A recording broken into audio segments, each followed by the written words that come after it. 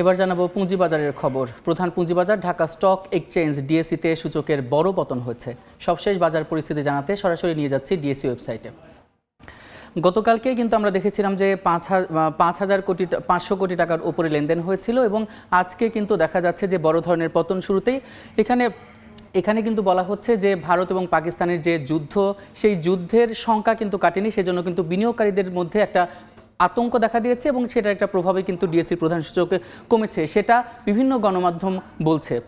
তো আজকে দেখতে পাচ্ছি শুরুতেই বড় পতন ডিএসসি প্রধান সূচক ডিএসসি এক্সে, সেটি এখন পর্যন্ত প্রথম প্রায় 1 ঘন্টা 22 মিনিটে প্রায় 84 পয়েন্ট কমেছে এবং এখন অবস্থান করছে 4,886 পয়েন্টে। এবং দেখা যাচ্ছে ডিএসসি এক্স সরিয়া সূচক, সেটিতে দেখতে পাচ্ছি যে সেটাও কিন্তু প্রায় 25 পয়েন্ট কমেছে এবং এখন অবস্থান করছে 1065 পয়েন্টে। DS30 বাছাইকৃত সূচক, সেটাও দেখছি যে প্রায় 21 পয়েন্ট কমে এখন অবস্থান করছে 1813 পয়েন্টে। আর ঢাকা পুঁজিবাজারে এখন পর্যন্ত লেনদেন হয়েছে মোট 215 কোটি 70 লাখ টাকার বেশি। আর যে কোম্পানিগুলো এ পর্যন্ত লেনদেন করেছে তার মধ্যে দেখা যাচ্ছে 11টি কোম্পানির শেয়ারের দাম বেড়েছে, তার 365টি কোম্পানির শেয়ারের দাম কমেছে এবং অপরিবর্তিত অবস্থায় রয়েছে কিন্তু 13টি কোম্পানির শেয়ারের দাম।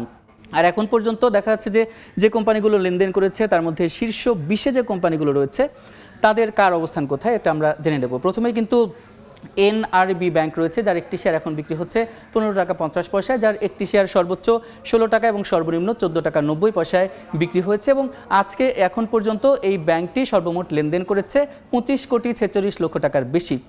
তারপরে রয়েছে বিচ হ্যাচারি PLC, যার একটি শেয়ার এখন বিক্রি হচ্ছে 52 টাকা 30 পয়সা, যার একটি শেয়ারের সর্বোচ্চ দাম 57 টাকা এবং সর্বনিম্ন দাম 50 টাকা 90 পয়সা ছিল।